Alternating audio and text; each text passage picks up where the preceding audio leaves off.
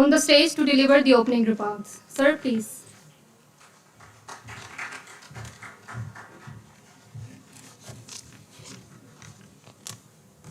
Bismillah ar-Rahman ar-Rahim. Respected guests, esteemed colleagues, ladies and gentlemen, Assalamu alaikum, and a very good morning. As you know, we have gathered here today for the book launch titled Impact of Social Media on Political Polarization in Pakistan.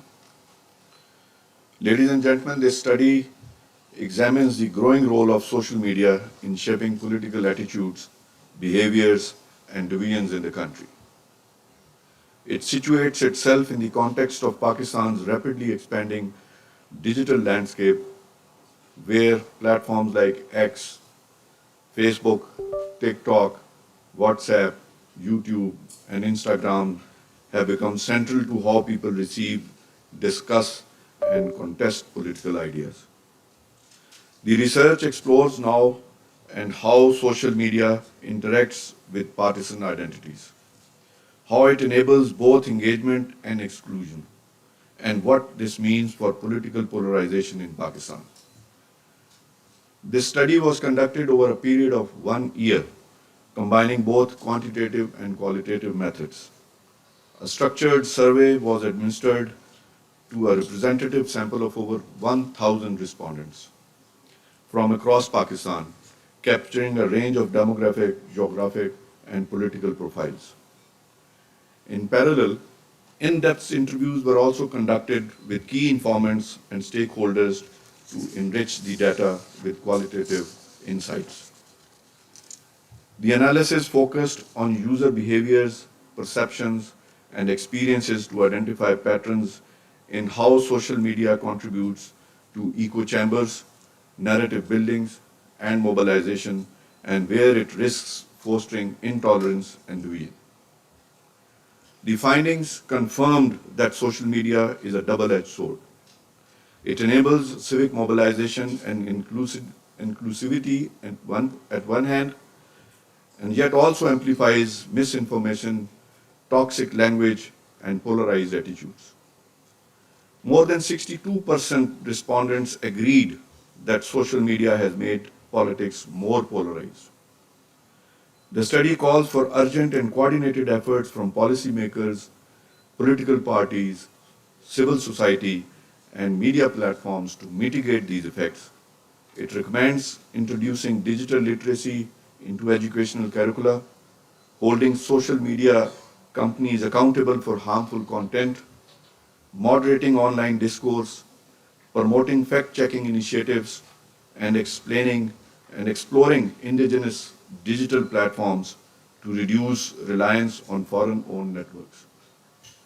This research not only sheds light on how social media has transformed Pakistan's political culture, but it also opens avenues for constructive interventions to ensure that digital space fosters informed, respectful, and inclusive engagement rather than division.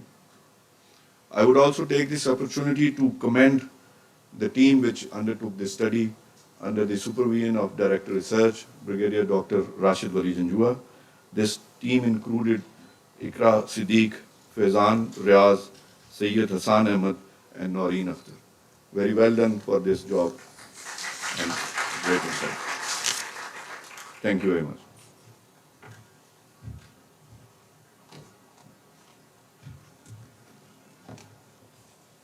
Thank you, sir. I would now like to request Brigadier Dr. Rashid Wali Janjua, Director Research and Analysis IPRI, to come on the stage and share his views on the book.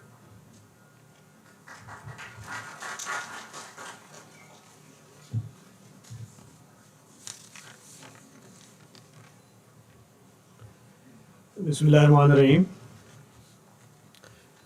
Mr. Inam, Chairman, IPRI Board of Governors, President IPRI, Lieutenant General Majid, distinguished visitors, a very warm welcome on this book launch on a topic which is close to the hearts of several Pakistanis. And as we talk a lot about social media, it's pretty much like English weather. Everybody talks like it, but nobody does a thing about it. So we here thought that perhaps we should do some survey-based research based on the empirical data so that the data should drive our conclusions, not the prejudice and the grapevine and the old wives' tales.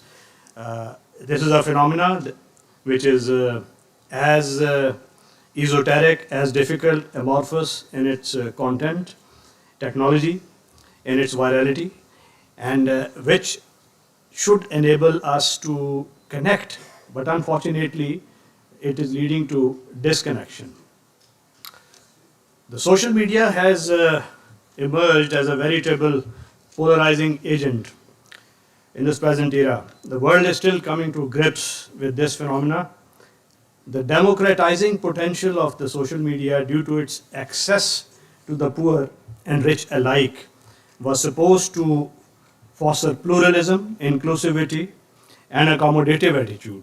Contrarily, what happened is that instead of democratic dialogue, the echo chambers have emerged, the filter bubbles have emerged, which have segmented and polarized and fragmented the thought process, leading to polarization.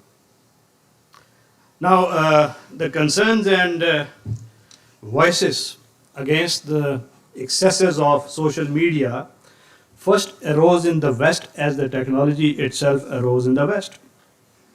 There was a debate which was going on in America, and it is still going on.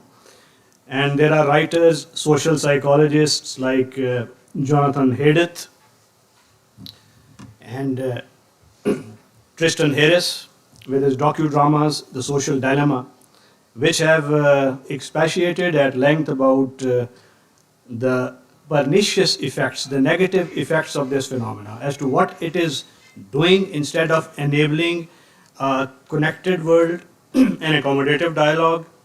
It is leading to fragilization of the Gen Z. They coined a term that from 2009 to 12 especially, once the design was changed of these platforms, when the like button was added in Facebook, share button was added, Twitter had a retweet button, the entire discourse completely changed, and that had an impact on the psychological makeup of the young generation, especially the Gen Z, which was the most impacted generation, which we now sometimes refer to as digital natives. And there are empirical reports of US Surgeon General which point out and have been quoted by the likes of Tristan Harris and Jonathan Haidt in their studies, which tell us about some harrowing figures that from 2009 to 12 in the Gen Z cohort, amongst the males, the suicide rate went up by 62% on the US campuses, and amongst the females, it went up by 180%. And the drug use was increased by 112%. Now, these are not just random figures, these are well quoted figures by the US Surgeon General. And the impact was because of this fragilization of their mind. This fragilization was also a term coined by them, which meant that the minds are so impacted that the resilience, which was supposed to be fostered, it gave way to a mindset which was vulnerable to be manipulated. And there was a parental generation which had underprotected its kids in the virtual world, whereas overprotecting in the real world. So this disconnect also resulted in a social dilemma with which we are still coming to grips with. Important thing to note is that while the advanced industrialized economies which use this technology, those have started debating to put some guardrails on the excesses of social media. The debate is still far from its constructive flavor here in our neck of the woods. In Denmark, they have imposed time limits on the use of social media. In Australia, they have given age restrictions. In United States, they are thinking of banning social media apps and these smartphones from the schools, especially high school and below. And this is in those societies in which the freedom and the use of technology, that is considered an article of faith. So this gives us some direction to look at this phenomena as to what is its real constructive potential, possibilities, and what is the destructive potential, so as to make our young generation, their minds more resilient, make our society more pluralistic. And it's not that everything is wrong with this social media. The same scholars, the same social media technology companies, they have come up with design features which encourage the constructive dialogue as well. Now I'll speak about shortly about the design features, but before that, I would like to give these examples. Now you can see on slide the constructive social media use. First time it was done by Taiwan in the shape of a app and platform, Polis. Now there was a debate for democratic engagement going on, and there were very entrenched polarized positions.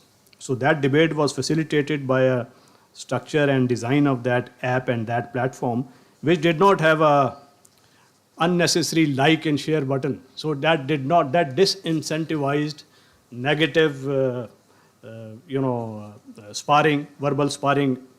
That is the hallmark of our social media like WhatsApp and Twitter. So the very design-enabled dialogues, only you could share the ideas, and those constructive ideas without identity were then shown to the whole group, and that led to a new idea. So a constructive dialogue resulting in fresh ideas, which was the main outcome of that design feature, that facilitated that dialogue and reduced the polarization. Second was in 2017 in Spain, Decidim in Barcelona, this model was used, in which there was a debate about political inclusivity and municipal rights. So this was used very successfully. So this app generated ideas without acrimony. Then very interestingly, recently, Alliance for Middle East, this was an alliance which was meant to create some common ground between Israeli positions and Palestinians. Rami.cv. So this was an app that was used, and amazingly, in such a polarized environment, once there's a war going on also, these platforms yielded some very important conclusions and reaching common ground between two polarized positions. So the aim of highlighting this is that there is a possibility of constructive dialogue also, provided we understand the nature of this beast. And this research was a very humble attempt to understand the nature of this beast constructively based on empirical data. We took recourse to field surveys, and we tried to make these samples as representative as possible, mindful of the limitation of our research that we could not tap. Now I see most of the time my laborers who come to work at my home, they are also having smartphone and they are always watching. But I could not tap them because most of their apps are run by either their children who are educated, because that gentleman doesn't know, but still is using. So that we confess that this was one of the limitations. But we did tap a fairly representative model over 1,000, which President also alluded to. That gave us a very quantifiable input about those independent variables. Now there were two things. Basically, if you see our thesis statement, social media, how it is impacted by how it is polarizing the political debate. Political polarization is one variable, which is dependent variable, which is dependent upon obviously the independent variables like social media, attitude, usage, intentions of the political parties, how various political actors view each other. So each one of those sub-elements those were sent quantified form in those questionnaires. And when the inputs were sought, then there was a challenge of relating, because it's a very difficult phenomena. People have tried to quantify social phenomena like the grievances, horizontal grievances, vertical grievances. There are quantified mathematical models like Esteban-Ray model. But here, for polarization, there was no model. So how to go about quantifying? So we generated two data sets, one about one variable and the other about the independent variables based upon the contents of the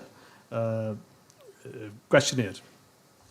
The responses that we got, we correlated, and then a mathematical model was used. So most of you who find this book a bit dense in the middle should bear with us a bit, because all credit to our very fertile mind, our data scientist Hassan, who came up with this novel idea of using this Spearman coefficient model, essentially to a rho model and P. So those are two constants which represent the strength and the direction and the inclination. And he was helped a great deal in this effort by our chair economy, who has a special talent for mathematical models. And we came up with very, very interesting conclusions that the platforms which were those were disaggregated. The polarizing potential of those platforms was ascertained using the P and rho value. And we exactly found out which social media platform is most polarizing.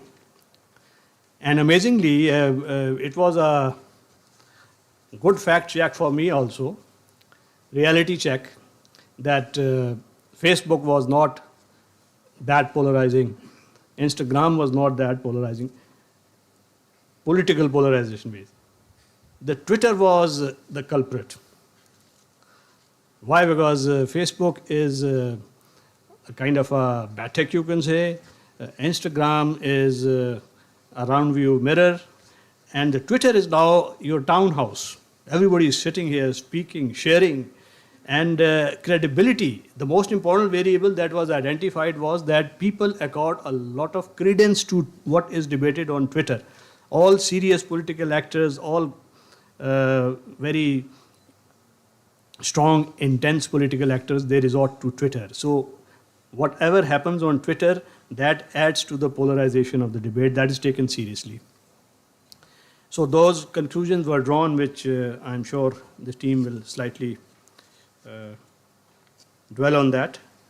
But I just wanted to lay down these very broad contours of how we did, how we came to this journey, and what is the outcome, what is the utility. Now, I spoke about design.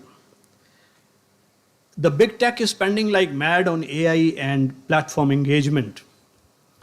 The Tristan Harris docudrama, it clearly lays out three things. It's doing to individuals, universities, campuses, by proliferating the content to engage, to encourage continual scrolling, one design feature, one enticement, one attractive feature is added, so that someone who goes on a platform continually remains hooked on and addicted, and he keeps scrolling. The more engagement time, the more ads would be surveyed, and the more revenue would flow, the more data preferences would be mined about those individuals. So that is the design feature with the big techs, purely out of this profit maximization motive. They are going. Their motive is not, to promote the civic engagement. So that is the problem, and that is why I first showed you those features that were used for constructive engagement. Now, the findings that we came up with was that social media platforms do contribute to political polarization quantifiably, because this is something that everybody knows, but quantifiably we found out mathematically. Twitter is the most polarizing platform amongst the other platforms. And then social media promotes echo chambers where the contrarian view is demonized. You are being fragmented, stovepiped into respective echo chambers. In that echo chamber, your own preferred content is found, and you mostly spend time there multiplying your narrative, and the narrative gets ballooned, and you start believing in that content because you don't hear something contrarian, or you don't want to hear, or you don't want to engage. The design of social media platform encourages political actors to demonize their opponent. This is another very important conclusion. Now, there is something that we recommended in the recommendations part, that it is the responsibility of users, consumers, because we are there's a overburden of consumption under which we are being used, and nowadays there's a very important credo: if you do not pay on the social media for what you watch on platforms, then you are the product. You must remember that. So if we want to make some sense out of this, if we want to protect our Gen Z, if we want to steer our debate away from confrontation and polarization towards collaboration, then we need to invest in our own efforts to put the guardrails, to redesign the design features, or to suggest any design features which promote collaboration. Go next to our recommendations. Next slide. Now, this was the prescriptive part. I won't dwell much on that because our team would speak in little more detail about that. Digital literacy. You see, you should start with your schools. And if you put someone in the arena without proper equipment, the result would be catastrophic. So our young generation needs to be made aware as to what are the pitfalls of operating in social media, at what age they should be given access to, unbridled access to social media, and what age they should not be given access.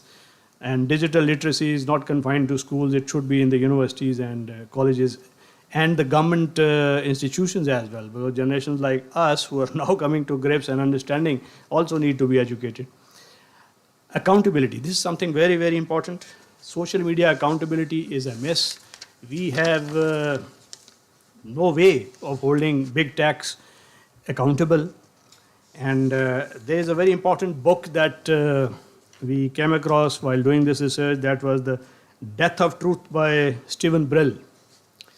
In that book, he very clearly recommends that unless there is accountability for the platforms and they are held responsible not only for their fake news and disinformation, but for misleading any generation or any discourse towards acrimony. So that responsibility should be fixed, and there should be some retribution. From there we come to strong libel laws. Our judiciary, in fact, has to play a very important role. Our libel laws are the weakest in this world. In presence of this weak libel laws, if you unleash this beast upon your population, you can imagine the impact on the society. The West is served with very strong libel laws in that they can sue the platforms, though they are still struggling with the part of anonymity. So that is why what we recommended in design features, we must amend to ensure digital accountability, strong libel laws, and there should be changes in design features which promote dialogue instead of this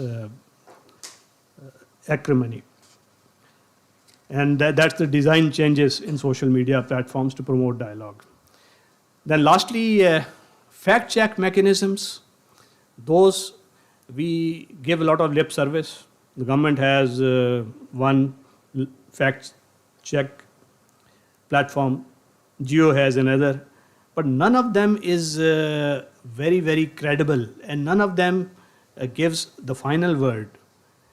So there should be one national level fact check which should enable even a laborer, uneducated person, it should be user friendly. The persons could use that, and we must educate our people to make use of these fact checks, because if you have a fact check platform and you don't use it, then everybody will believe the lies. Lastly, indigenous platforms, those are very essential. Now Chinese have come up with their WeChat, their Weibo. They say that Weibo and WeChat are used for now digital surveillance also, but all the countries of the world ultimately have to go that way. Unless you have your own platform, you always will be at the mercy of big techs. So in whatever way you can create your own platform, that would be the biggest safety of your values and of your culture, and in many ways your narrative security as well.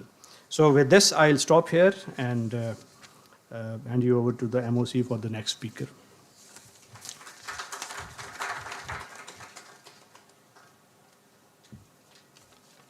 Thank you so much, sir. I would now like to invite Ms. Ikra Siddiq, Assistant Research Associate IPRI, and one of the contributors, to give a brief overview of the book on behalf of the team.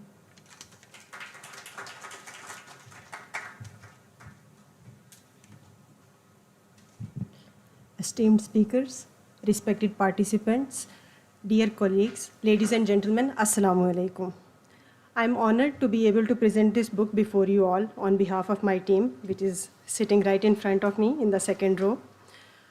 Our team and this research, we dealt with a very important question on how social media platforms that have become so central to political conversations today are shaping our political attitudes, behaviors, and deviance.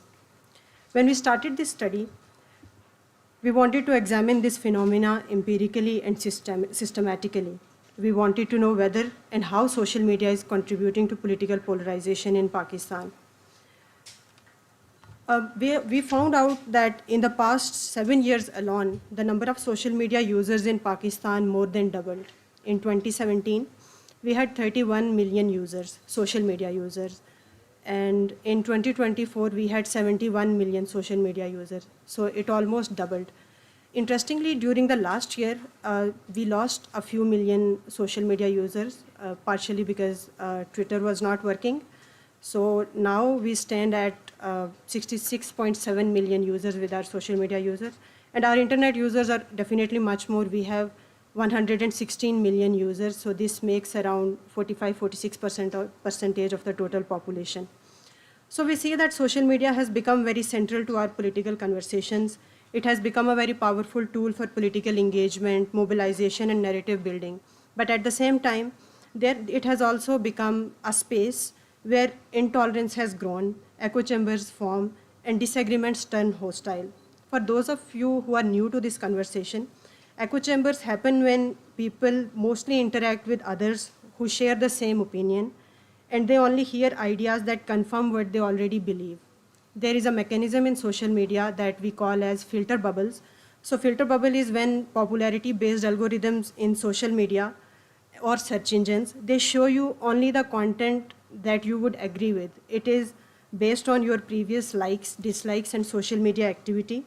So you don't see different perspectives because the platform filters what you can see. So this is to keep you engaged and continue using the social media platform. One thing I would like to clear is that it is not to say that polarization did not exist when social media was not there. Polarization existed even then. But it is to tell you that social media has given more virality to this issue, and the influx of information is so massive and rapid that it forms ideological blocks. And when we say political polarization, we refer to divergence in attitudes, and the divergence is to the level of ideological extremes. People become so extremist in their ideas and also violent sometimes that they outrightly reject any fact, information, or any idea that contradicts their own beliefs. So it was a difficult study to conduct, but let me briefly share how we approached this research. We adopted a mixed method design as previously shared by Director Research, And we combined both quantitative and qualitative tools of research. We conducted a structured survey of 1,000 respondents from across Pakistan. My next slide would show you how we actually, this shows the percentage of respondents from each province and administrative units. We made sure that we include responses from, we take into consideration all the demographies. The main hypothesis of our study was that increased use of social media platforms is, in Pakistan, it leads to increased political polarization. We would come to later whether we proved it or not. And since it is significant because the number of social media users are increasingly growing, and they would continue to grow in future as well, so we need to understand how it impacts us in our political realities. We used a 5-point Likert scale in our survey, and that was distributed as Google Forms filled online. And as DR mentioned, we could not tap into people, illiterate social media users who consume social media, but they usually have inbuilt social media apps, or they have the apps installed or signed up by their children. So they use it, but we do not necessarily know how do they contribute because they do not like, share, or comment since they're not very literate to do so. But they consume the media very well, and especially the video medium, video-based content. We evaluated the quantitative data using the Spearman rank correlation coefficient.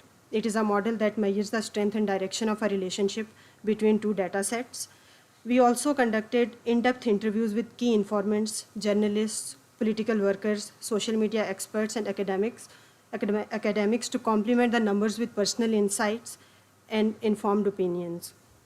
I would share some of the interesting questions that we asked from our respondents. And as the color coding shows, I would not go into the detail of them, but I would broadly tell you that majority of the respondents, they agreed, as Director Research and President shared, that 62% of the respondents agreed that social media has made political sphere more polarized. Majority of the respondents agreed that they use social media frequently, and that political sphere in Pakistan has become polarized during the last 5 years, and it would continue to do so in the future as well.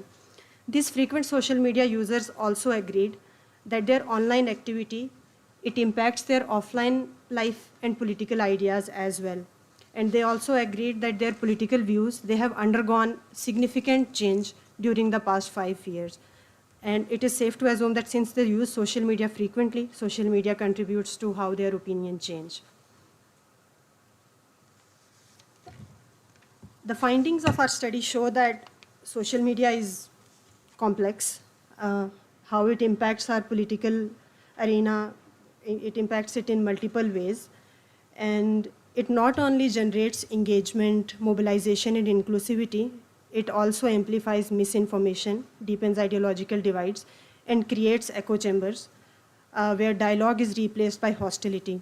When we interviewed our key experts for this study, we found out that polarization that is reflected on social media, it exists in our offline life as well.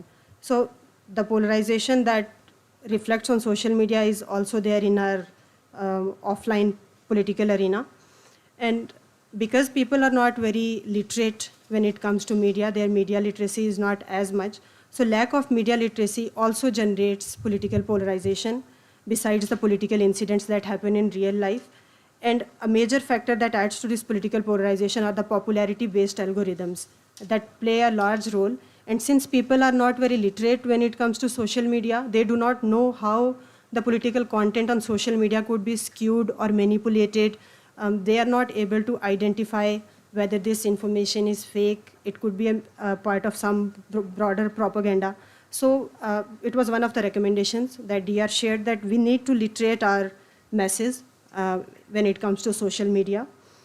We also found that TikTok is less polarizing and X is more polarizing, and as DR shared, because people place a lot of credibility and value in the content, political content shared on X. Also because TikTok and Facebook and YouTube, others, they are not just for political engagement, they are used for educational purposes, infotainment, entertainment. So their political impact, their polarizing impact is diluted because of other specifications of theirs. We also found out that polarization is not a bottom-to-up phenomena. It is a top-down approach. When important figures like politicians, religious representatives, people from media industry, or spokespersons of important institutions, when they take to media and they express their opinion in harsh language and using uncivil language, then people, their followers, they fall in line and they pick up where they leave.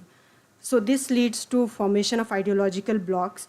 And when people affirm their own beliefs and reject others' beliefs, it is very natural that toxic language, harassment, and personal attack, they become common in the discourse that happens on social media. Also, social media, we found out that social media encourages people to stay in groups that think like them. This because social media isolates them from others' opinion and it deepens division. We have not only identified problems, we have also shared some recommendations, and we wanted to share some workable recommendations so that we see some fruits of the hard work that we have been trying to do. When it comes to digital literacy, I think how we can do is we can introduce curricula, courses in our educational curricula that deal with digital literacy and primarily with social media digital literacy. Also, we can have short courses. If for people who are out of schools now, we can have short courses that could be, that could be imparted to people through online platforms, or institutions can do them offline, like in-person courses, because people should be able to assess the credibility of online sources, and they should be able to detect the polarizing tool that social media may be using and how they are impacted by filter bubbles, how they are actually part of filter bubble. They need to realize this. As DR talked, that the government can devise laws to make social media platforms more transparent. Also, the government should impose some restrictions on manner these social media companies gather our personal data and how they use it to target users with polarizing content. It would limit the reception of hyper-personalized and politically charged content. Also, we can encourage, we as in the state, the government, and us as individuals, we can encourage pressure groups, including political spokesperson, religious outlets, that they employ a more moderate online discourse because the common people follow them. So if they agree on a code of conduct for responsible and respectful online behavior, then people would eventually follow them, the common people. Spokesperson of political and religious representatives, they could be trained in mitigation strategies on social media, and these people should be held accountable for using inflammatory language and for personal attacks on social media. Also, social media can adjust their algorithms to promote content that deals with social issues like education, mental health, infrastructure. Because when people would engage with real life issues on social media and debates that pertain to real life issues, it is only natural that the polarizing impact of social media would reduce. It is very benefiting for the social media platforms, but for the greater good, I think we can do this. Algorithms prioritizing a diverse array of content would discourage echo chambers where users come across content that reinforces their existing views. Also, users who discuss real-time issues on social media, they could be rewarded with greater visibility, badges on their profiles, and access to more and new features to motivate their participation in constructive debates. Also, we can establish platforms for stakeholders to discuss and address important societal issues to foster a constructive dialogue and collaboration. Social media apps should incorporate AI tools and hire independent fact-checking organizations to verify the content they share. There are independent organizations available that do the fact-checking for social media and for companies, independent companies, if they wish to do so. And if users come across posts that potentially contain misinformation, those posts should be flagged by social media platforms so that users know that this information may not be credible, we need to recheck it. And social media platforms, they can also notify users who have previously interacted with potentially false content so that they may receive a correction notification once the fact checkers have debunked its inaccuracy. This would stop the spread of incorrect information, and share of correct information would lead to more responsible online engagement. That is all that I had to say. I thank you all for your patience and listening, and I welcome any questions and thoughts at the end of the session. Thank you.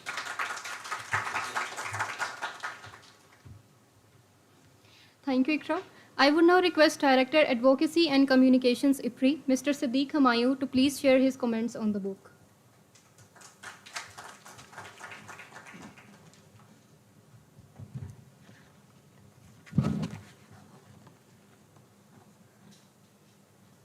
Assalamu alaikum.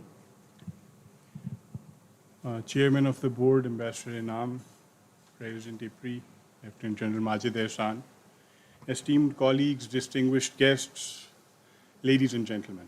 Assalamu alaikum and a very good afternoon now. इससे पहले कि मैं शुरू करूं, पहले I thought कि I would talk extempore, फिर मुझे गालिब का एक शेर याद आ गया कि आते हैं गैब से ये मज़ामी ख्याल में, गालिब सरीवे खामा नवाए सरोश है. तो मैंने कहा फिर वो सरीवे खामा कर ही लेते हैं. So I wrote something a little bit, not too long. I will not bore you too much.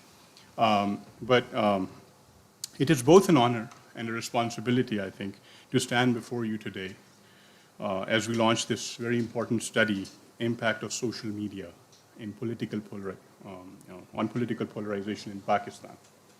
आपको अभी काफ़ी डायरेक्टर रिसर्च ने भी और टीम ने भी इस स्टडी के बारे में बताया. I'll also highlight a few things, two important points that I've come across in this study, and I think we should take notice of those points. But under the guidance of Director Research, Brigadier Rashid Wali Janjua, who leads our research with a very firm hand, I think our research team, Ikra Siddiq, Faizan Riaz, Sayyid Hassan Ahmed, ये मेरी team में होता था. हमारा data scientist, and thank you so much for coming, and Noreen Akhtar, mashallah. They immersed themselves in this anatomy of social media discourse in Pakistan. And I think this is very important. And when I was going through their work, I realized that what they did was incredible. With exacting precision, the book that is before us, it presents the fruits of their labor. It decodes the inner mechanics of the digital media ecosystem and its profound impact on our society, which is polarization.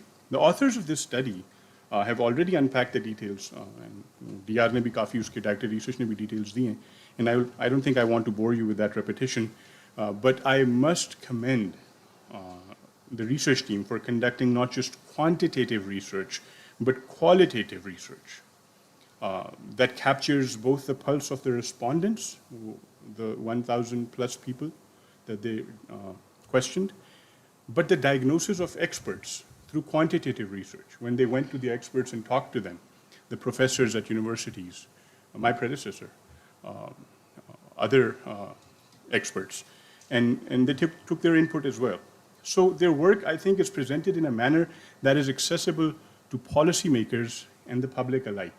And I hope that our policymakers will take note of this, these recommendations and these findings in moving forward on how we deal with social media in Pakistan.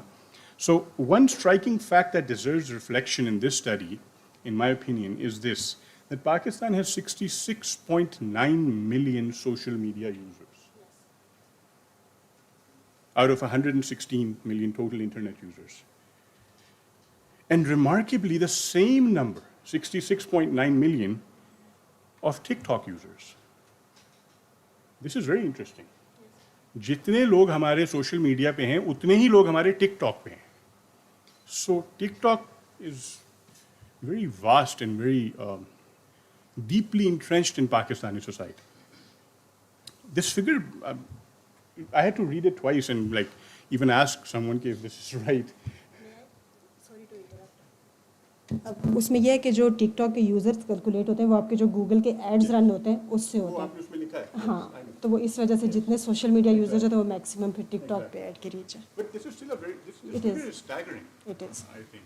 So the study further explains that X and TikTok, they both have a very statistically significant impact on political polarization.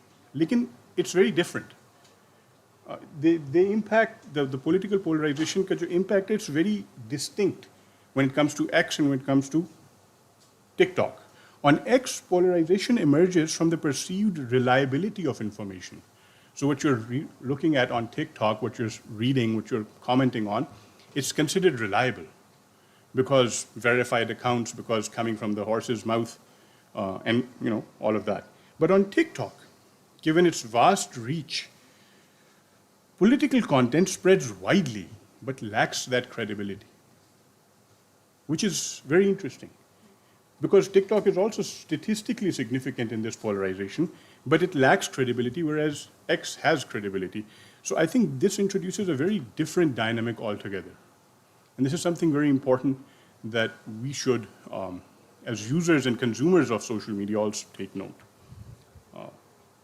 Another very important aspect that our research team highlighted, and I think Ikra also talked about it, actually research talked about it, and I used to talk about it because I used to teach journalism once upon a time, and I used to talk about it as an exercise in my classroom as well, which is echo chambers. Social media algorithms create silos, and we start living in those silos. Those silos are created around us, around the consumers. So we start living in a bubble. We see things we like to see.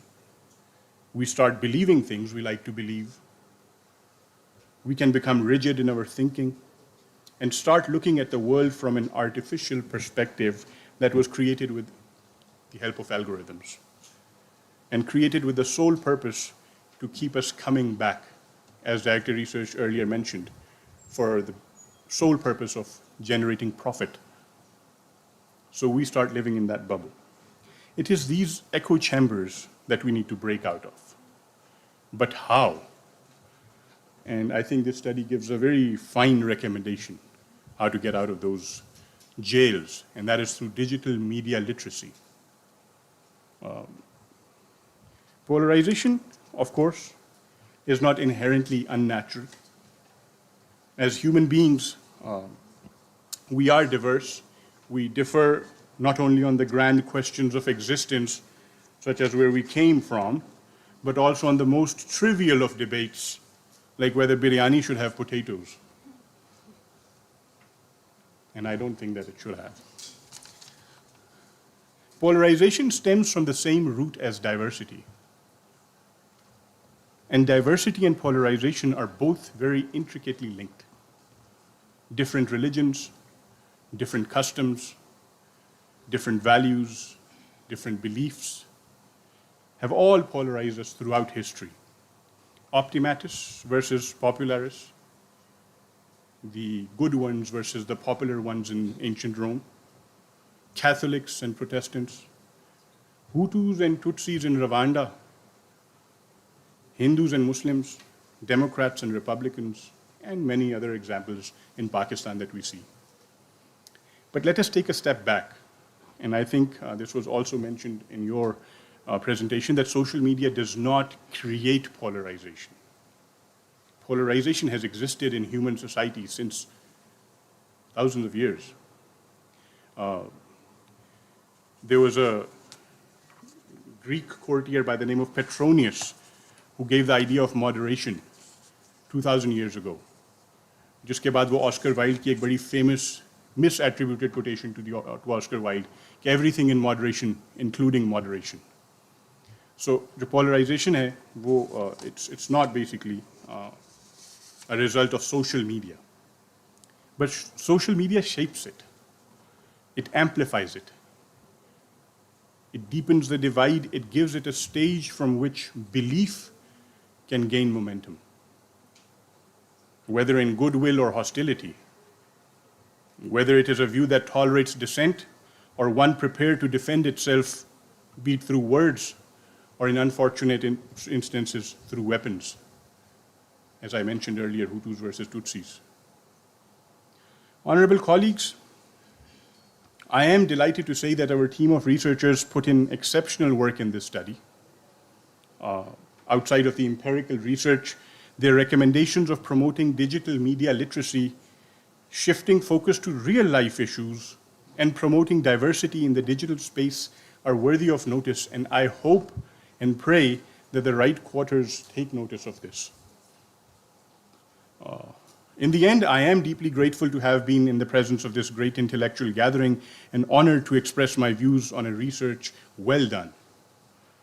I will end my very brief remarks with one of my favorite quotations from one of my favorite authors and scientists, Stephen Hawking. And bear with me, it is slightly long. For millions of years, mankind lived just like animals. Then something happened which unleashed the power of our imagination. We learned to talk, and we learned to listen. Speech has allowed the communication of ideas, enabling human beings to work together to build the impossible. Mankind's, and this part is my favorite part, mankind's greatest achievements have come about by talking, and its greatest failures by not talking.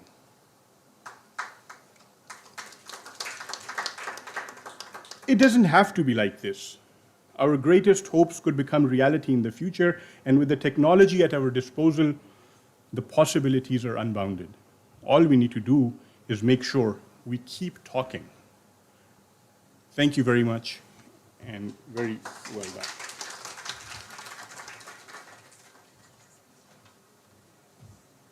Thank you so much, sir, for your comments. I would now request Dr. Zunaib, Professor at School of Management Sciences, Quaid-e-Azam University, Islamabad, to please share his reflections on the book. Sir, please take the podium.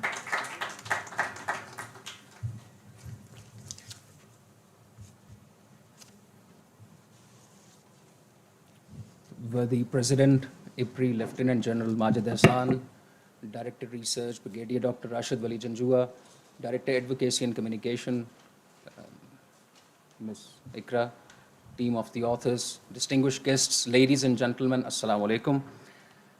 I'm thankful to IPRI for their kind invitation to review this book, which is fascinating, captivating, and most importantly, well-researched.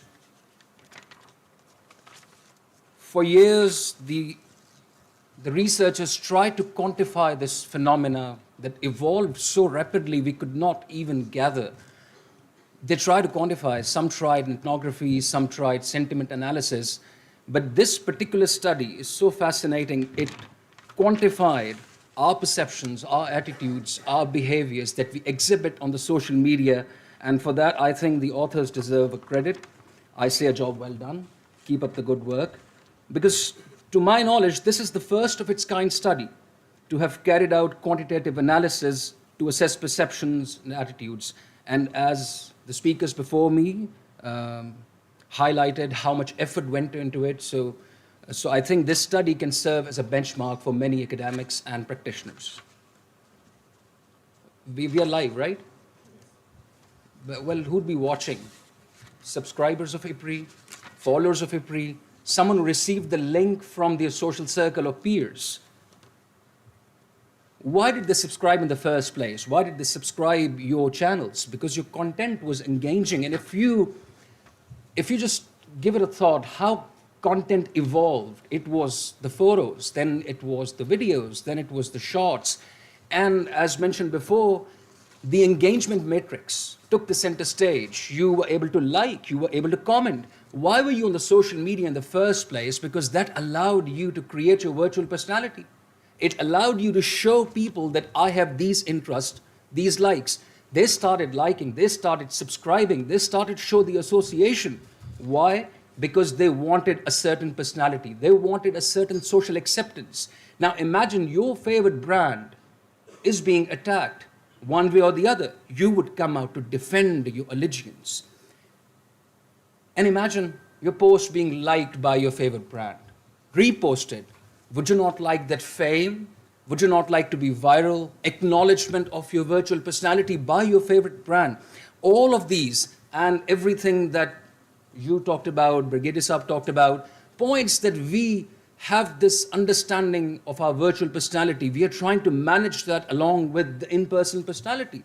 So this is something quite fascinating when it comes to the social media, because the tendency of humans to strive for social esteem and acceptance is exhibited through the support for their preference, often leading to polarization.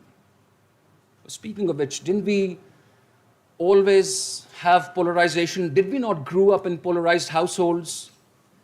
Did we not find people supporting one political party being opposed by the household who supported another political party? If you watch football, my father is an Arsenal supporter. I'm a Manchester United fan.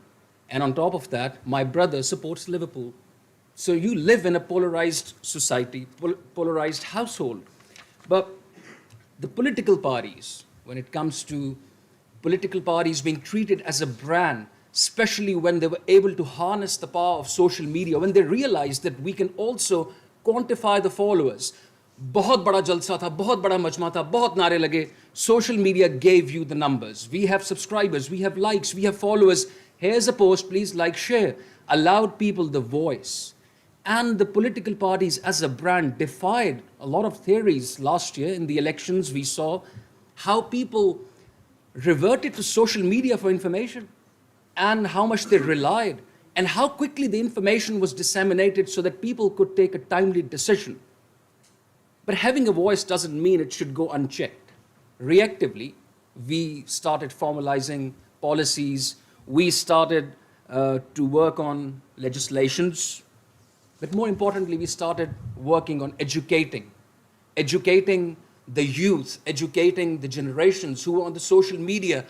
Now, when you think about it, if I have to say something face to face, I probably would have some considerations before speaking. I probably would avoid saying certain things, but when I know that no one is going to stop me, I'm not accessible, I might say things that would be obscene, would lack depth, expertise. And if you think about it, is it not easy to pitch yourself as an expert on the social media? TikTok, I'm not surprised why so many people are on TikTok. Allows you the creativity, allows you to showcase yourself as an expert. And when you consider TikTok, it's a media that's captivating. It's captivating and everyone wants to just not consume. We talk often about, me and Director Advocacy, about prosumers. When we consume the content, somehow we feel that I can do better than this.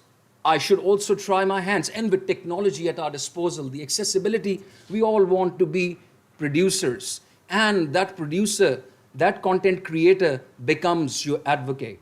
So the brands and the people, they have something for each other, reciprocate. When you think about the political parties and the social media, I think they capitalized on the personalities through their social media accounts. They mobilized people, and of course people, as I said, who needed to demonstrate affiliation.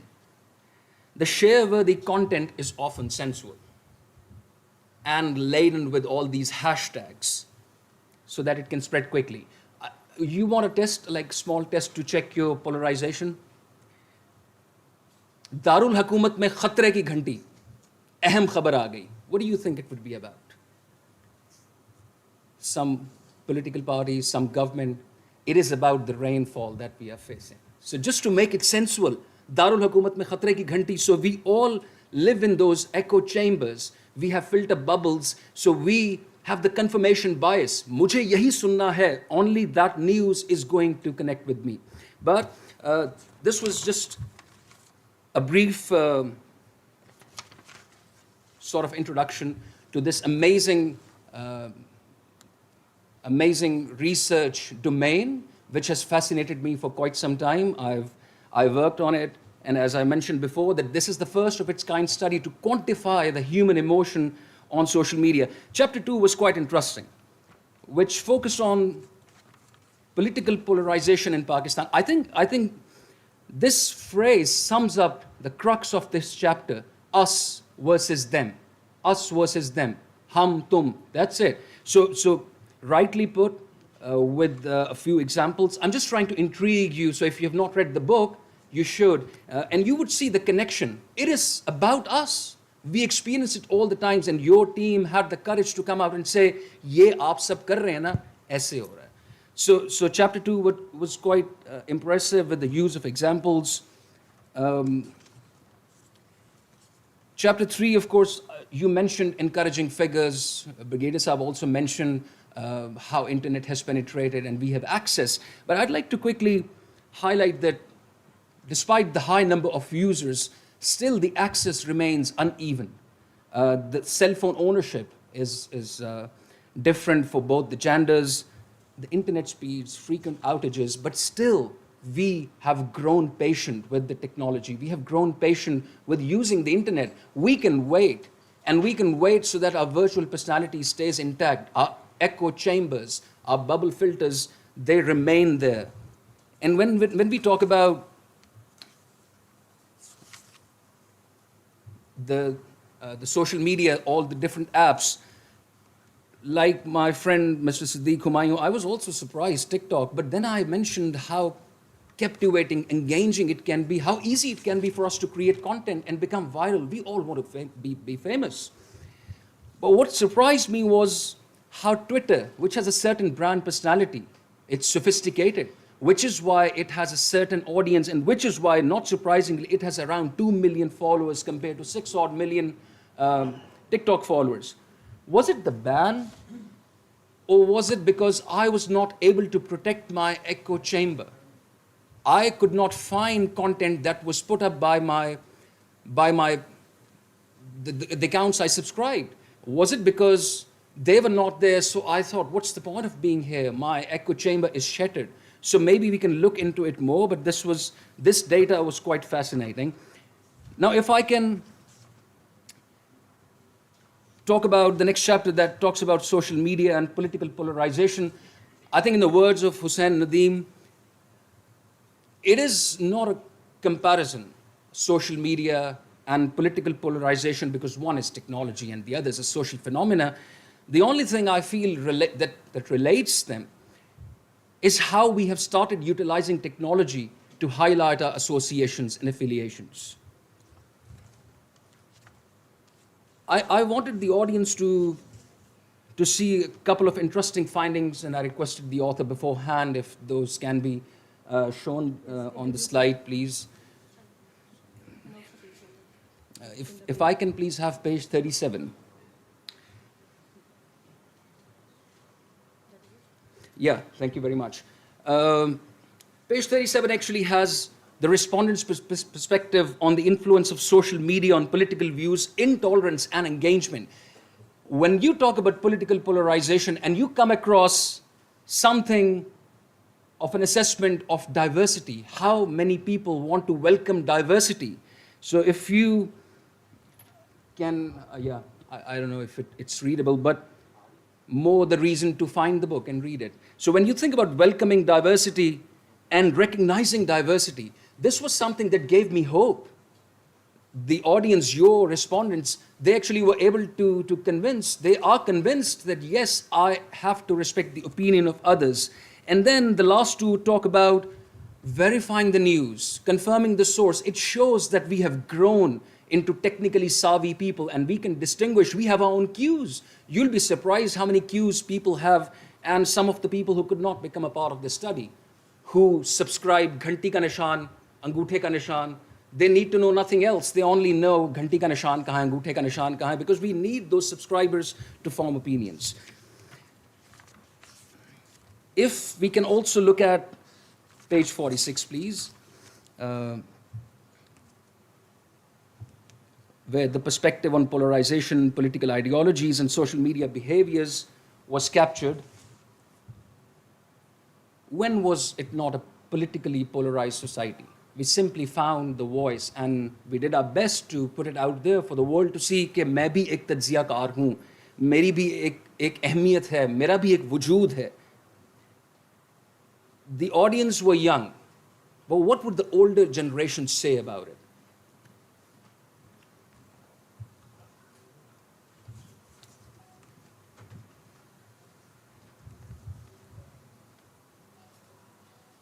Sir, Assalamu alaikum. With your permission, I'd like to continue, please.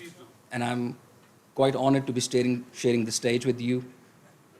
The way you spearheaded the information dissemination during times of uncertainty, especially a couple of months ago when the armed forces defended our nation, you made sure that people received the news of triumph.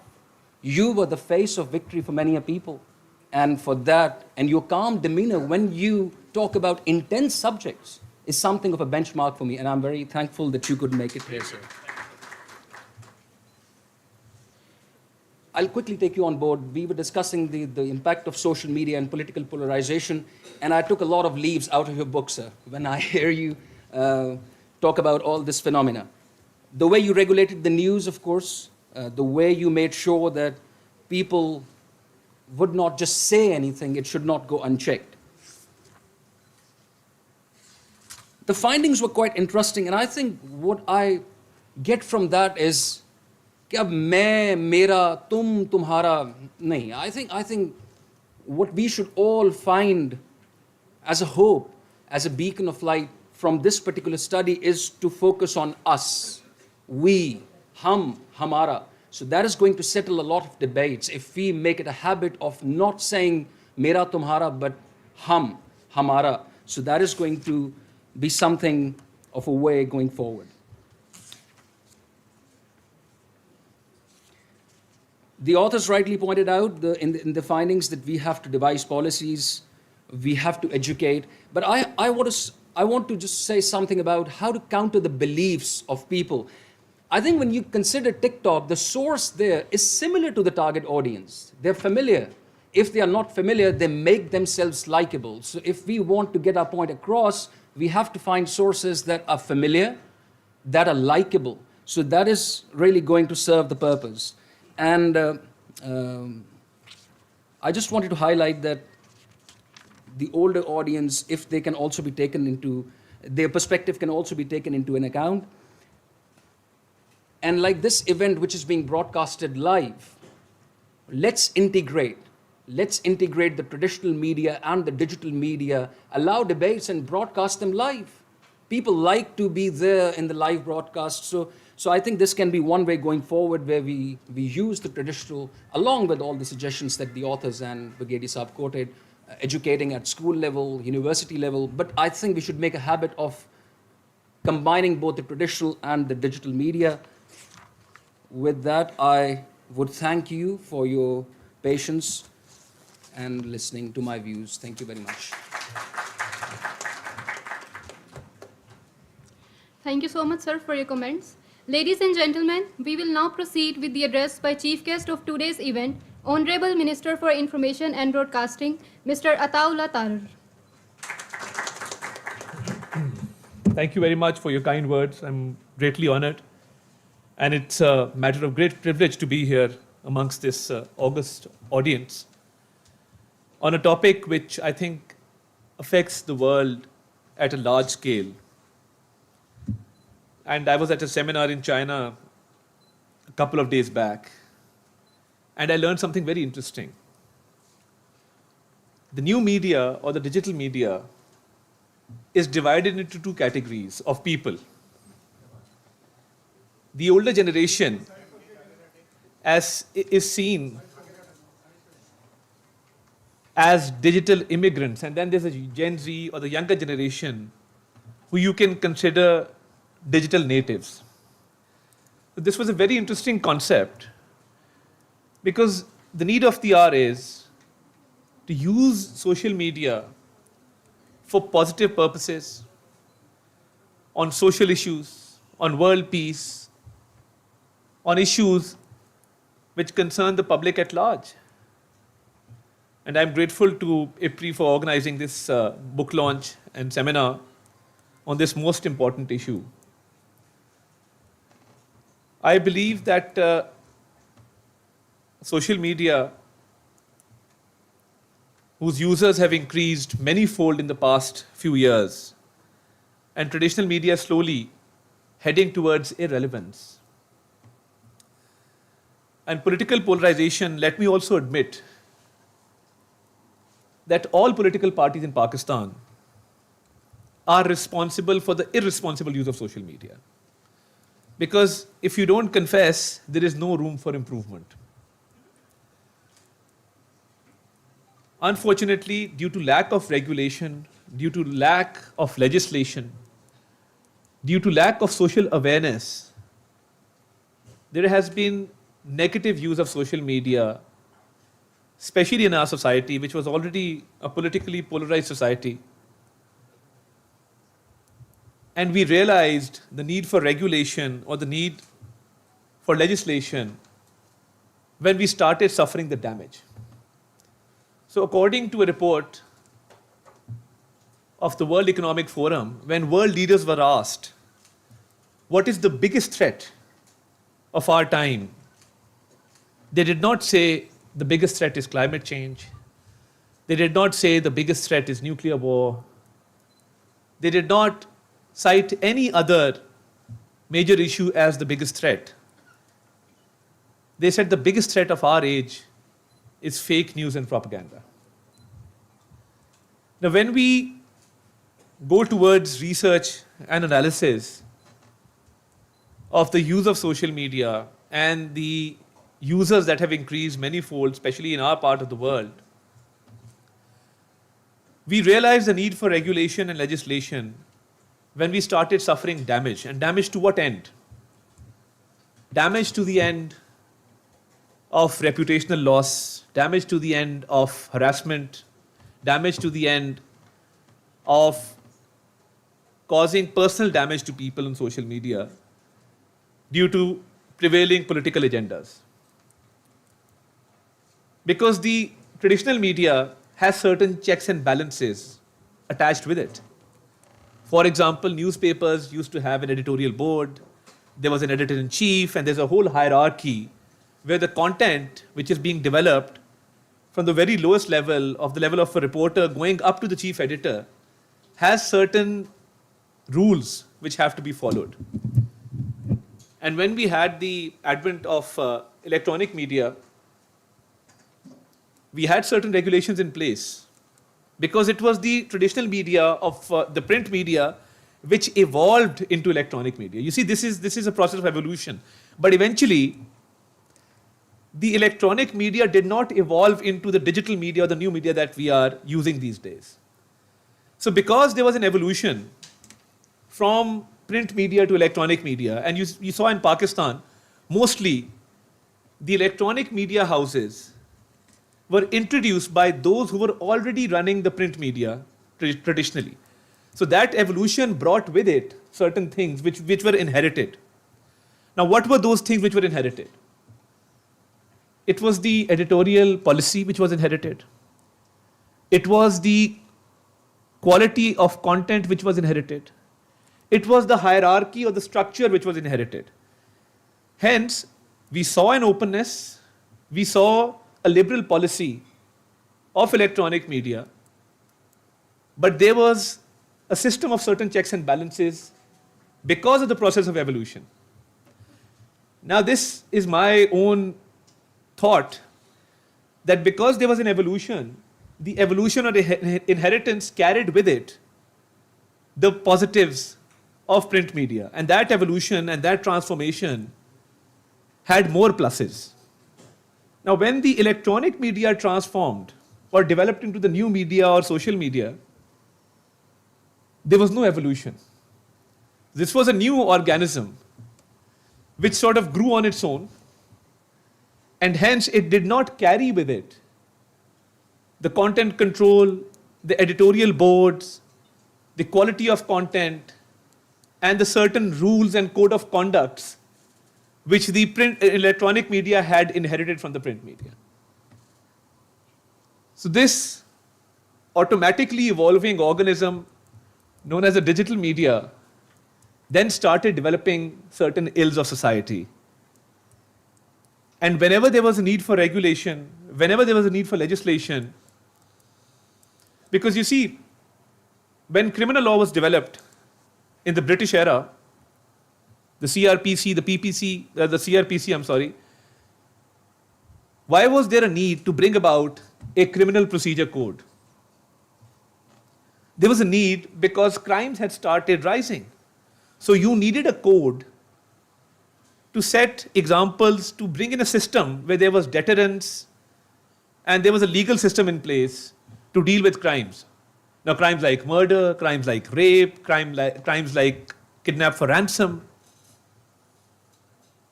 But when those crimes have shifted in the digital space, there's no regulation. And when we talk about regulation, there's always an outburst, there's always an outcry that why are we heading towards legislation or regulation.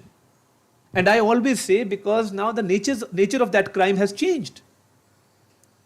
Now someone on social media can easily incite violence. And I was seeing this clip the other day in which a so-called religious cleric had threatened the ex-Chief Justice of Pakistan saying that, whoever causes damage to this person will be given a reward. Now, as per the present regulation and as per the present system of legislation, you don't have any deterrence. So anyone can get away with anything in the digital media and social media platforms. This is when we realize that there needs to be a realization that where there is a lot of political polarization, where the digital media is being used for furthering political agendas, there needs to be a certain system of checks and balances. And as I said, because this new media did not evolve and it developed automatically as a new organism and it did not evolve from the traditional media, there was a more need for regulation. So hence we came up with the National Cybercrime Investigation Agency. Hence we had to come up with the Pakistan Prevention of Electronic Crimes Act, known as the infamous PICA. And there was a need to recognize these crimes because you can get away with posting child pornography. You can get away with posting images which are violent, which should carry a tag of parental guidance or a warning that this content that is going to be viewed is very sensitive content and certain viewers should not be watching this and viewer discretion is advised. Now this was being done voluntarily by the social media platforms, but there was no regulation. There was no system whereby you could say that this particular crime being committed in the digital space is punishable or carries a penalty or comes within the bounds of certain checks and balances. So when PICA was amended and when we came up with the National Cybercrime Investigation Agency, the purpose was because the nature of crimes has changed. It is not an impediment on freedom of expression, not at all. Freedom of expression has been guaranteed by the Constitution of Pakistan. And that will always remain. But can we have a system where anyone can get away with inciting violence, where anyone can get away with airing any opinion which can cause physical harm to someone and go scot-free? No, not at all. In the best democracies in the world, you have systems of checks and balances. You cannot incite hatred, incite violence, religious hatred, intolerance. So there was a need to bring about legislation, to bring about reform, so that the digital space can be made safe. And safe for whom? Safe for vulnerable communities, safe for women, safe for children, so that certain rights can be protected. Because when you have the right to freedom of speech, that does not give you an entitlement to cause harm to anyone. So that is where the state has to play its role. I had a meeting with one of the social media platforms yesterday, and they've now introduced the STEM system in Pakistan. So where you post videos, there can be a certain educational aspect to those videos. The STEM option is available worldwide. It was not available in Pakistan, but I think very soon, one of the major platforms, which I will not name right now, because it is a work in progress, they are coming up with the STEM system so the social media can be used for educational purposes. The video-based algorithms of social media were introduced basically for literacy purposes. Entertainment can be one aspect, yes, but entertainment should not be the prevalent practice of that social media forum. Because when you go towards audio and visuals, the main purpose is to educate those people who cannot read properly or write properly. But unfortunately, that became more of a source of entertainment than education. So there needs to be a balance where social issues need to be highlighted. Now, Pakistan, being a vulnerable country in terms of climate change, we contribute only less than 1% of carbon emissions globally. But when it comes to suffering the devastating effects of climate change, we're in the top 10 countries. We've suffered the floods 2 years back. We are watching how our rivers are flowing these days with the monsoon rains coming in. So, these issues need to be made fashionable on social media so people can talk about these issues. Because there's a minority population which is talking about climate change on social media. And mostly it's being used for entertainment purposes. And I do believe that political parties will have to take a lead in this, where the social media cadres of political parties should be advocating social issues. Gender gap, for example, and I always say this, that in our society, we as men have a certain privilege and we get a head start ahead of women. And it's not easy for professional women, for students, to compete with men at the same level because there's a patriarchal color to our society. Now, these issues need to be highlighted on social media, that how difficult it is for women, especially working women, to progress in society. Instead, we are using these forums for furtherance of political agendas and for promotion of entertainment. And entertainment has also evolved into what we call, where you can see people with armed guards and these big cars, and you will see them getting impressions of millions. But when you post something about gender disparity, or when you post something about climate change, you will see 200 views. Whereas someone who's walking around with these fancy chains and guards, you will see that video getting 200 million views. And I'm so surprised that certain social media profiles in our country have followers of more than 25 million, one profile. And that's all based on either fashion or entertainment, which has now evolved into a certain kind of entertainment. So the need of the hour is, and I, as the Deputy Secretary General of my party, have often taken this up within my party as well, that we need to come up with a system where we actually focus on social issues and we start to populate different digital media forums with social issues so that we can actually learn something from it and our society can eventually benefit from it.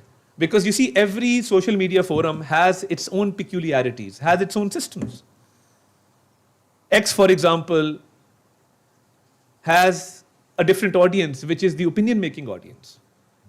TikTok has mostly the general public, which is using it for different purposes. So it cannot be a one-size-fits-all policy for the use of social media. And social media, and during this war, and you were mentioning, we grew up with a certain sense of patriotism, nationalism, and we were in a generation that grew up with this sense of Pakistaniyat in our blood.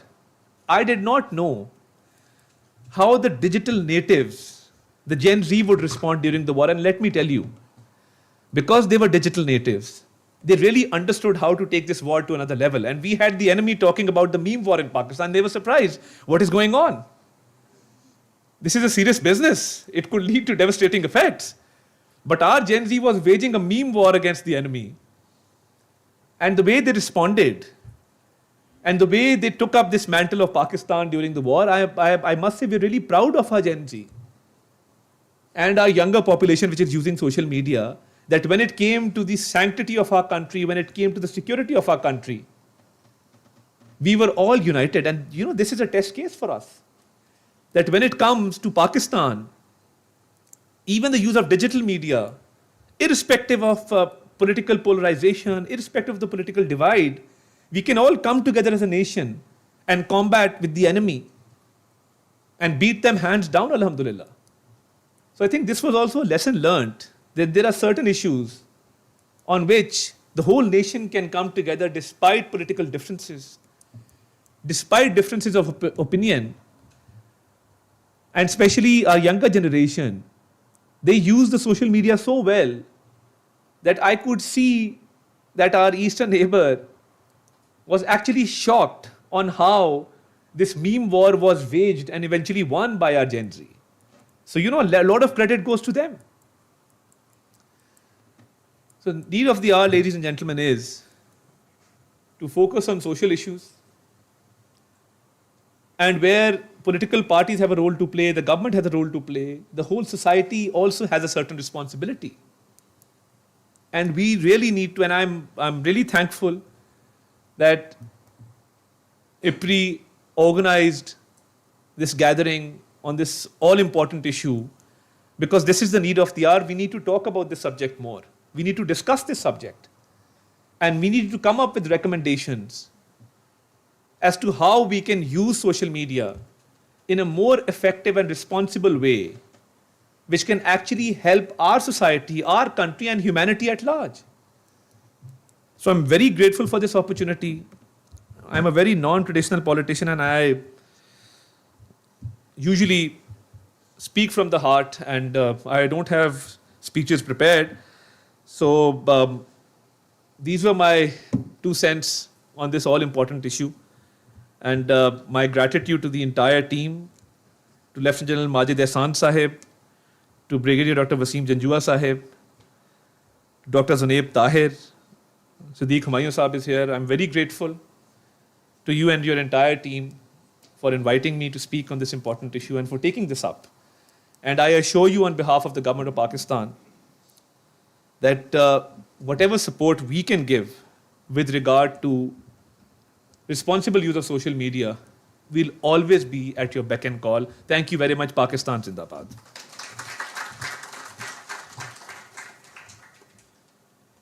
Thank you so much, sir, for your valuable remarks. Ladies and gentlemen, now the floor is open for questions and answers. I would request the audience to please introduce yourself and kindly keep your questions brief so we can get maximum number of questions.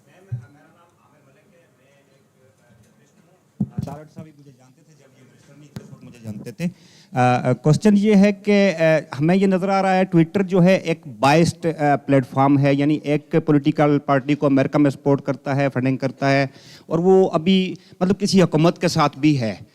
तो जो दूसरी platforms है उनके owners बज़ाहिर इस तरह से वो बाइस्ड नज़र नहीं आते, पॉलिटिकल मतलब उनका ओपिनियन या वो फंडिंग वगैरह नहीं होती हैं। हमारे मुल्क में एटीट्यूड इस तरह का है कि हम किसी पॉलिटिशियन के लिए ट्विटर पे पोस्ट लगाते हैं तो उसका रिप्लाई भी आता है, उसका कमेंट भी आता है, उसका रिएक्शन भी आता है। अगर हम उनको ट्विटर पे मैसेज करते हैं तो रिप्लाई आ जाता है।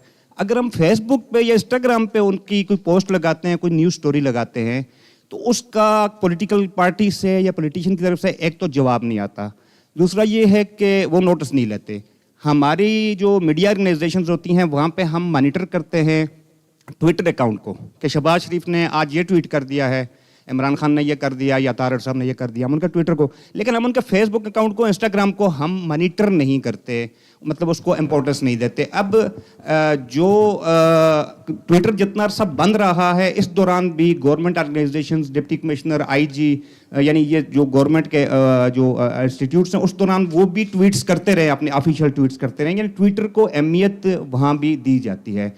हम लोग ट्विटर जब बाइस्ड है उसके बाद हम इसके ऊपर फोकस क्यों कर रहे हैं? हाँ, ये जो एक आता है अदर प्लेटफॉर्म्स पे रिएक्शन आता है, वो वहाँ से आता है जो लोग हमारे शुमाली इलाका जात की सैर को जाते हैं या जिनके खिलाफ कोई केस हो जाता है कि यार इसने इदारों के खिलाफ या मुल्की सालमियत के खिलाफ केस किया, वो नोटिस किया जाता है फेसबुक पे, मतलब इंस्टाग्राम पे या यूट्यूब पे।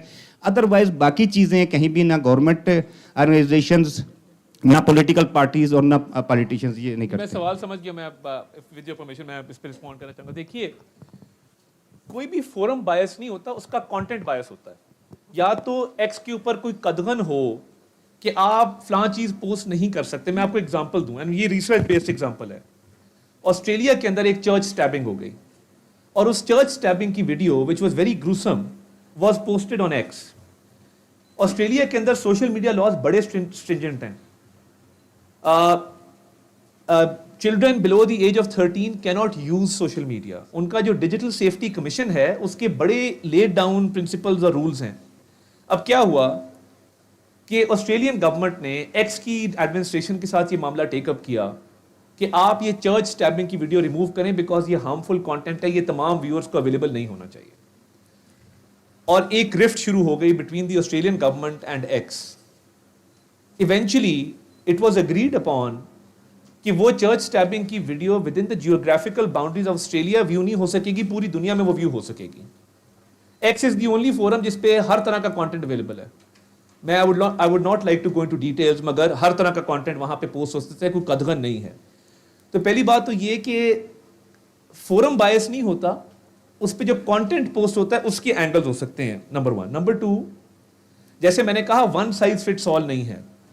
You can't compare apple with oranges. آپ ٹک ٹاک کو اور ایکس کو کمپیئر نہیں کر سکتے آپس میں, آپ فیس بک اور ایکس کو نہیں کمپیئر کر سکتے, بیکاز ایکس کے اوپر it's a news based forum, opinion making forum ہے.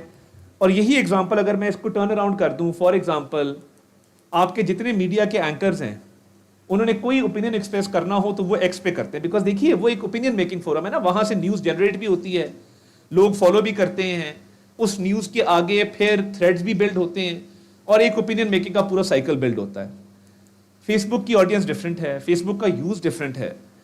تو میں یہ سمجھتا ہوں کہ ہر فورم کی ایفیکیسی اس کے یوزر سے پہچانی جاتی ہے, اس کے یوز سے پہچانی جاتی ہے. ورلڈ لیڈرز ایک دوسرے کو مبارکبادیں کیوں دیتے ہیں ایکس کے اوپر؟ بیکاز ایک ٹرینڈ بن گیا اس کے اوپر کہ آپ نے کسی کا اوتھ ہوا اس کو مبارک دینی ہے, کوئی نیچرل ڈیزاسٹر ہوا افسوس کا اظہار کرنا ہے. یہ کام فیس بک پہ نہیں ہوتا, فیس بک پہ ٹیگ نہیں کرتے, بیکاز فیس بک کا یوز اور ہے. فیس بک سوشل نیٹ ورکنگ کی ایک ویب سائٹ کے طور پہ ڈیولپ ہوا, ایونچولی وہ ایپ میں ڈیولپ ہوا, اینڈ اس کا مقصد اور تھا. اس کا مقصد it was a picture based app initially. اور اس سے پہلے آپ کو یاد ہوگا, مجھے تو بڑی اچھی طرح یاد ہے, اس سے پہلے ایک اورکٹ ہوتا تھا, پتہ نہیں کس کس نے یہاں پہ یوز کیا ہوا ہے. سو یو نو ہم نے اورکٹ سے شروع کیا, اورکٹ سے پیچھے چلے جائیں MSN میسنجر پہ آ جائے, میں نے تو ICQ بھی یوز کیا ہوا ہے, میں نے MIRC بھی یوز کیا ہوا ہے. تو بہت سارے لوگوں کو یاد ہوگا کہ یہ MIRC کے چیٹ روم سے کہانی شروع ہوئی, وہ ICQ کے اوپر آئی, ICQ سے وہ MSN کے میسنجر پہ آئی, وہاں سے وہ فیس بک میں کنورٹ ہو گیا. تو اس کا مقصد یہ ہے کہ اس ایولیوشن کو دیکھیں. میں I'm not a digital media expert, but میں I'm speaking from my heart and based on my personal experience. یہ ایولیوشن اگر آپ اسٹڈی کریں گے تو یہ MIRC, ICQ, MSN میسنجر سے یہ ہوتی ہوتی سوشل نیٹ ورکنگ کے تھرو یہ جب فیس بک کے اوپر پہنچی ہے, تو فیس بک کا مقصد جو ہے وہ سوشل نیٹ ورکنگ ہے. ایکس کا مقصد جو ہے وہ نیوز جنریشن ہے, اور وہ ایک فارمل لیول کے اوپر ایک نیوز میکنگ ہے. تو ان فورمز کی ڈفرینٹ انٹینڈڈ یوزز کو سمجھنا ہوگا. اور میں اگری نہیں کرتا بائسز کے ساتھ, میں یہ سمجھتا ہوں کانٹینٹ بائس ہوتا ہے, پلیٹ فارم کبھی بھی بائس نہیں ہوتا. اگر تو پلیٹ فارم روکے کوئی کانٹینٹ پوسٹ کرنے سے پھر آپ کی بات میں بجا مان لوں, مگر مجھے نہیں لگتا کہ کسی قسم کی کوئی قدغن اس کے اوپر ہوتی ہے. تھینک یو, بہت شکریہ. Thank you, Honorable Minister. In fact, we have time more for 3 more questions. یہ کام کر رہے ہیں آپ بتائیے. یہ ذرا تھوڑا سا مختصر رکھیے گا تاکہ سوال ہو, ذرا اسٹیٹمنٹ نہ ہو. دیکھیں جو ریگولر الیکٹرانک میڈیا ہے نا جی, اس سے جو عوام کی ایکسپیرئنس یہ ہے کہ انفارمیشن کوئی ملتی نہیں ہے, تو زیادہ سے زیادہ سوشل میڈیا پہ لوگ مطلب کاؤنٹ کر رہے ہیں. تو ایکچولی آبزرویشن میری تو یہ ہے کہ سوشل میڈیا نے ایک چیزیں بہتر کی ہوئی ہیں, مطلب ایک سورس آف انفارمیشن پھر بھی آپ کو مل جاتی ہے. تو رادر دین کہ جی پولرائزیشن انکریز کی ہے, سوشل میڈیا سے پھر بھی کوئی انفارمیشن آپ کو مل رہی ہے. بالکل ٹھیک ہو گیا, ٹھیک میں ہے آپ کا جی. سوال سمجھ گیا. تو یہ کیوں اس طرح سے اس کی وجہ ہے جی. اور ایک اور چیز جی, یہ دیکھیں جو سوشل میڈیا تو ایک گلوبل فنومینن ہے نا جی, انٹرنیٹ بھی یہ ہے ہی مانسٹر ہی ڈفرینٹ ہے, آرگنزم ہی ڈفرینٹ ہے. تو اس کو کنٹرول کس طرح کیا جائے, یہ اس طرح سے نہیں ہو سکتا جس طرح دوسرے میڈیمز ہیں. دیکھیے ایک تو سورس آف انفارمیشن پہ میں پہلے آؤں گا. آپ نے کوئی کام کرنا ہو نا, آپ نے انجینئر بننا ہے تو آپ کو انجینئرنگ کی ڈگری لینی ہوگی, آپ کو اے لیول یا F S C pre engineering کرنی ہوگی. آپ نے ڈاکٹر بننا ہے وہ سیم پروسیجر ہے, آپ نے لائر بننا ہے لاء کی ڈگری آپ حاصل کرتے ہیں. ایون اب نئی فیلڈز آئی ہیں جیسے آلٹرنیٹیو ڈسپیوٹ ریزولوشن ہے وچ از ADR, جس میں میڈیشن ہے, آربیٹریشن ہے. You need to be accredited by certain bodies to become an expert mediator, right? اب مجھے یہ بتائیے کہ ایک بچہ گلی میں جو پپو نکلتا ہے اپنا کیمرہ لے کے اور وہ اپنے سامنے کیمرہ رکھتا ہے سیلفی موڈ پہ کر کے, اور وہ کہتا ہے جی آج تو تباہی ہو گئی, آج صبح میں اٹھا ہوں تو آج سٹاک مارکیٹ کریش کر گئی ہے. اچھا اب اس نے انڈر میٹرک ہے بچہ, اس کی پروفیشنل ٹریننگ کوئی نہیں ہے, بیکاز وہ کیمرہ افورڈ کر سکتا ہے اور اس کو سیلفی موڈ پہ کنورٹ کر کے یوں پکڑ کے بہت اچھی ویڈیو بنانی آتی ہے, تو وہ سورس آف انفارمیشن بن گیا ہے. No professional training, no code of ethics, کسی قسم کا کوئی ہے ہی نہیں سسٹم. اینڈ دیکھیے اب اس پہ اس کی اوتھینٹسٹی ویریفائی کرنے کے لیے اب AI یوز ہو رہا ہے وچ از گڈ, بیکاز دیکھیے اس کے 2-3 طریقے ہیں to verify sources of information. ایک ہے کہ آرٹیفیشیل انٹیلیجنس اس کو کال آؤٹ کر دے, دوسرا یہ ہے کہ آپ کے اپنے ریگولیشنز ہم نے بنایا, جس طرح یہ پیکا والا لاء ہے یا national cyber crime investigation agency ہے. دیکھیے یہ اب اس وقت انفارمیشن ڈومین کے اندر اتنا آسان ہو گیا ہے پروپیگنڈا کرنا, کسی کو غدار ڈکلیئر کر کے قتل کروا دینا, کسی کو کہنا کہ اس نے بلاسفیمی کمٹ کی وداؤٹ اینی ایویڈنس اور کہنا کہ جس کو قتل کر دو, جس کا سر کاٹ کے لائے گا اس کو میں 2 کروڑ روپیہ دوں گا. اب کوئی کنٹرول نہیں ہے, اینڈ اٹس اے اسپائرل جو گھومی جا رہا ہے. سو آئی تھنک ایک تو یہ ہمارے لاز ڈیولپ ہوئے ہیں. دیکھیے لاز بھی اوور نائٹ ڈیولپ نہیں ہوتے, آپ لیجسلیشن کرتے ہیں نا, ہمارے ملک میں کیونکہ کامن لا سسٹم ہے based on the British system, آپ کا لا ایوالو کرتا ہے بیکاز اٹس جج میڈ لا. سو اس لا کے تحت جب پہلا کیس عدالت میں جاتا ہے تو اس پہ پھر جورسپروڈنس ڈیولپ ہوتی ہے, اینڈ جورسپروڈنس ڈیولپ ہوتی رہتی ہے, وہ بھی ایک ایور ایوالونگ سبجیکٹ ہے. اس لا کی انٹرپریٹیشن ہوتی ہے کورٹس کی, and eventually that law converts into something that is tangible. ایک تو لیجسلیشن اور ریگولیشن ہے, دوسرا دیکھیے there needs to be a certain form of professionalism. دنیا میں کسی بھی پیشے کے اندر, جرنلزم کو آپ دیکھ لیں, الیکٹرانک میڈیا کی آپ نے بات کی, آپ کو جب چینلز ہائر کرتے ہیں تو وہ آپ دیکھتے ہیں کہ آپ کا میس کام کے اندر کتنا ایکسپیرینس ہے, آپ نے جرنلزم کی ڈگری کی ہے, آپ نے کوئی پروفیشنل ٹریننگ کی ہے. بٹ یہ واحد فورم ہے کہ جس پہ میں شام کو ولاگ کر کے لاکھوں ڈالر کما لوں اور میری ایک بات بھی سچ نہ ہو تو مجھے چیک کرنے کے لیے سسٹم کوئی نہیں ہے. سو جہاں پہ یہ سورس آف انفارمیشن بنا ہے, اس سورس آف انفارمیشن کے اوپر بائسز بھی بہت آئے ہیں اور بہت سارے لوگوں کے آئے ہیں. اینڈ بہت سارے ولاگ میں دیکھتا ہوں جو میری پارٹی کے فیور میں ہوتے ہیں, انتہائی غلط اور نامعقول قسم کی اس میں لینگویج بھی استعمال ہوئی ہوتی ہے. کوئی چیک نہیں ہے, وہ انفارمیشن جاری ہے, ہر بندہ اس کو دیکھ رہا ہے اور کوئی اس کو برا نہیں کہہ رہا. And same for other political parties. دیکھیے پولرائزیشن تو بالکل ڈیولپ ہوئی ہے. جتنی ویمن ہراسمنٹ سوشل میڈیا کے اوپر ہے وہ شاید باہر نہ ہوتی ہو. اینڈ کسی کے بارے میں کوئی چیز لکھ دینا, کسی کو کوئی چیز ان باکس کر دینا. آپ کو پتہ ہے یہ ابھی ایک پیچھے کیمپین چلی تھی, آئی ایم فارگیٹنگ دا نیم, یہ جو آج کل بلیک میلنگ شروع ہوئی بھی ہے. FIA کے پاس کیسز بھرے پڑے ہیں where young girls are being blackmailed on social media by the use of AI and for other reasons.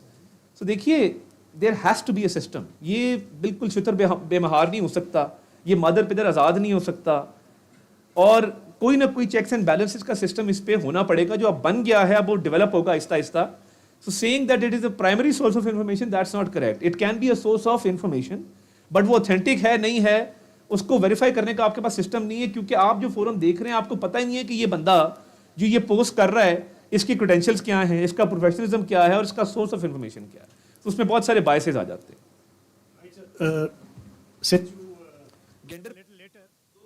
سوال کیا کسی خاتون نے نہیں کیا, تو آئی ووڈ انکریج کہ جہاں پہ ہم جینڈر پیرٹی کی بات کرتے ہیں کوئی خاتون بھی سوال کرے تو that would be appreciated. I like to show this slide to you. جی یہ ہمارا کرکس تھا ساری ریکمنڈیشنس کا, اور بیسیکلی جو ٹویٹر کی بات ہو رہی تھی ایکس کی, کہ امانگسٹ آل دی پلیٹفارمز جو ایکس ہے دیٹ ہیز ایمرجڈ ایز پولرائزنگ, کیونکہ پولیٹیکل پولرائزیشن کوانٹیفائبل ہے اس سے. تو اس پہ اگر آپ دیکھیں پلیز.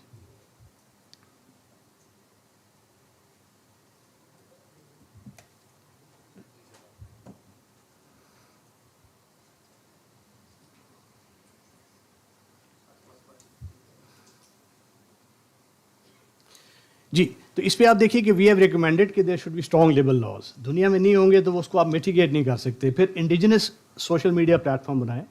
اور دنیا میں ٹیکنیکل ڈیزائن ایسا بن رہا ہے کہ ابھی اس میں اسپین میں انہوں نے ڈیسیڈم ہے, تائیوان میں پولس ہے, اور ایک اور ہے جنہوں نے وہ اسرائیل اور اس کے درمیان ایک اے آئی بیسڈ پلیٹ فارم ہے جو کہ کولیبوریشن کرتا ہے. سو ہمیں وہ لیڈ لینی چاہیے. فیکٹ چیک کا ایک نیشنل لیول پہ ہونا چاہیے because there is know credible اور جو ایزی ہو ایکسیس ہو.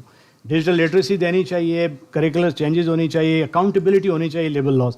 تو یہ اس پہ میں آپ کے کامنٹ چاہوں گا. اینڈ اینی کچھ لوگوں نے آلریڈی سسٹم ڈیولپ کیے. فار ایگزامپل ایک جوائنٹ وینچر ہے آئی بی اے کا اور ڈان کا. So Dawn media group has actually collaborated with I B A in Karachi. وہ اس کو لے کے چل رہے ہیں. میں نے ابھی تھوڑا اسٹیٹ ٹیلی ویژن کے ریفارمز کے پارٹ کے اندر یہ کوشش کی کہ ہم نسٹ کے ساتھ ہماری ایک خاتون ہیں جو ایک وہاں پہ شو کرتی ہیں, Sana Maqbool, she is also working for NUST. And وہ ہم نے اب فیکٹ ایک فیک نیوز بسٹر کے نام سے ایک سیگمنٹ شروع کیا ہے جس میں ہم پورے دن کی جو فیک نیوز آئی ہوتی ہے اس کو ایکسپوز کرتے ہیں. سو وی آر کولیبوریٹنگ ود نسٹ. ہم کوشش کر رہے ہیں کہ پی ٹی وی کی کولیبوریشن جس طرح ڈان کی آئی بی اے کے ساتھ ہے ہماری نسٹ کے ساتھ ہو جائے, ہم اس کو آگے لے چلیں. ہم نے کچھ ہینڈلز بھی بنائے ہیں ایکسپوز پروپیگنڈا کے نام سے, فیکٹ چیک کے نام سے. منسٹری آف انفارمیشن کا بھی fact check M O I B کے نام سے ایک ہینڈل موجود ہے. تو وہ اپنی جگہ موجود ہیں اینڈ اس کو مزید مستحکم کرنے کی ضرورت ہے. اس میں کوشش یہ کی گئی, میں کچھ انٹرنیشنل فورا پہ جب گیا تو میں نے ان کو بھی ریکویسٹ کی کہ دنیا کے اندر جیسے مختلف ایشوز کے اوپر ہم سائن کرتے ہیں, ٹریٹیز بھی کرتے ہیں, کووننٹس بھی کرتے ہیں, and we become party to certain organizations also, international organizations. U N کے تحت ایک overall fact check based organization کیوں نہیں ہو سکتی, یا ایس سی او کے تحت کیوں نہیں ہو سکتی, یا ڈفرینٹ جو انٹرنیشنل آرگنائزیشنز ہیں وہ ممبر اسٹیٹس کو انکریج کیوں نہیں کر سکتے کہ فیکٹ چیک گلوبلی ایک اوتھینٹیکیٹڈ قسم کا بن جائے. اس پہ بھی کچھ کام ہو رہا ہے.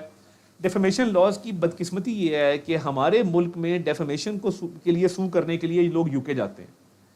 اینڈ آپ دیکھیں گے کہ جی فلاں چینل نے فلاں چینل کو سو کر دیا یو کے اندر اور وہاں پہ ان کو ڈیمیجز بھی مل گئے, اپالوجی بھی آ گئی, بیکاز ڈیفیمیشن لاز موجود ہیں. بٹ ان پریکٹس ان کا جو جورسپروڈنس ڈیولپ ہوئی ہے وہ یوزلی آپ جب ڈیفیمیشن کا, اگر میں اس عمر میں جا کر ڈیفیمیشن کا سوٹ کروں گا تو if I am lucky to have grandchildren at some point in time, تو my grandchild might be able to go to the court and claim کہ جی یہ دیکھیں میرے دادا نے کیا تھا, آج مجھے اس کا رزلٹ مل گیا, یہ کیس میرے حق میں اس کا فیصلہ آ گیا ہے.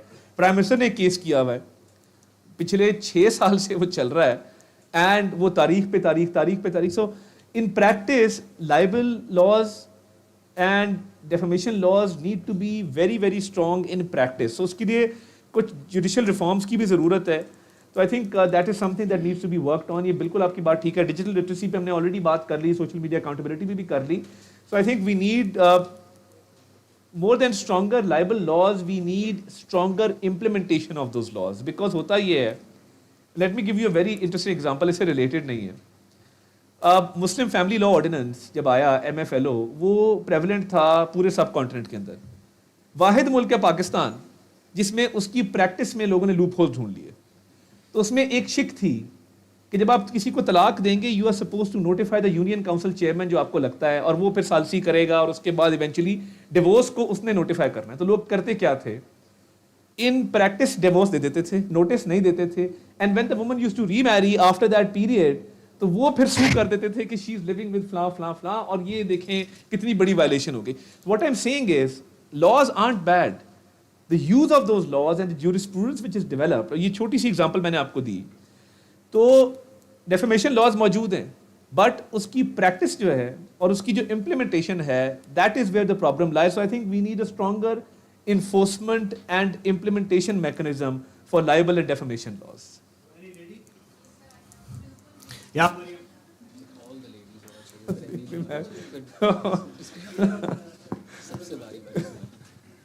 Assalamu alaikum, sir. Thank you so much for honoring us with your presence, and it's an opportunity that you are here, and you might take, we hope that you might take notice of what we have done, and Iqra Siddiq and Faizan Riaz, our team has done, put in an effort. So my question, you're talking about gender. Our study finds that it is basically the polarization. It is not from bottom to top, rather top to bottom. So the politicians, they have started not it has become a political culture کہ اس طرح سے بات ہوتی ہے کہ the people they start emulating the political leadership. So basically it is from the political leaders that the people start emulating certain language, certain behavior. And you talk about women taking role on social media. We recently have so many cases, and the most glaring case was of Sana Yusuf, a 17-year-old child was killed just because she was on social media and because she was a woman and she was a food influencer, nothing else. So how do you see that we deal with this polarization, keeping in mind you're stressing the need and desire that there should be gender parity when women are not even allowed to be on social media, and the most important motivators of this are the politicians, not to target you or anything else. I totally agree with Thank you. Thank you. I totally agree with your observations. میں ثنا مقبول سے start کروں گا. I went to her house and I met her parents and I met her family and I saw the ordeal that they are going through. Just because that girl was using social media, she got punished for it. This is exactly why we need stringent laws on یہ پیکا جب ہوا بڑا شور مچا. ابھی بھی I am facing the brunt and everywhere I go میرے ساتھ یہ ساری جرنلسٹ کی آرگنائزیشن بھی ناراض ہیں. And I use to tell them کہ یہ آپ کو افیکٹ نہیں کر رہا, یہ رائٹس کی پروٹیکشن کے لیے ہے. بیکاز کوئی کسی کو نقصان پہنچائے because of the use of social media, there should be a deterrent, there should be a punishment, there should be a penalty. ایک تو دیکھیے جب یہ اب national cyber crime investigation agency آئی ہے, اس کا الگ کورٹ اسٹیبلش ہوا ہے اور اس میں ایک گریونس ریڈریسل سیل اسٹیبلش ہوا ہے. تو یہ آہستہ آہستہ جب national cyber crime investigation agency آگے بڑھے گی, پروٹیکشن بہت ملے گی. That I can assure you, because یہ اب نیا سسٹم جو ہے وہ ان پلیس ہوا ہے. دیکھیے یہ بالکل جیسے میں نے شروع میں کہا کہ پولیٹیکل پارٹیز نے اپنے پولیٹیکل ایجنڈا کو فردر کرنے کے لیے انکلوڈنگ مائی اون, ہم نے ایک گالم گلوچ کے کلچر کو فروغ دینا شروع کر دیا اور سوشل میڈیا ٹوٹلی ٹرولز پہ بیسڈ ہو گیا کہ جو آپ کے اوپینین سے اگری نہیں کرتا یا وہ غدار ہے یا وہ اس نے بلاسفیمی کی ہے یا وہ اس ملک میں رہنے کے قابل نہیں ہے یا اس کو زندہ رہنے کا حق نہیں ہے. تو دیکھیے یہ اوور آل میں نے ایک دفعہ ہماری ایک آل پارٹیز کانفرنس تھی, میں نے یہ پرپوز کیا تھا کہ political parties should become signatories to a document which specifies certain code of conduct. اور اگر میری پارٹی کا کوئی سوشل میڈیا ممبر اس کو وائلیٹ کرتا ہے دین میں اس کو پارٹی سے ڈس اون کروں اور میں پارٹی کے آفیشیل ہینڈل سے یہ ٹویٹ کروں کہ جی اس بندے نے یہ لینگویج استعمال کی ہے, میری پارٹی کا اس کے کسی کال و فیل سے کوئی تعلق نہیں ہے, and I hereby suspend his membership from the party. So we will need to come together, all the political parties, where we can sign a document which says کہ جی یہ do's ہیں یہ don'ts ہیں.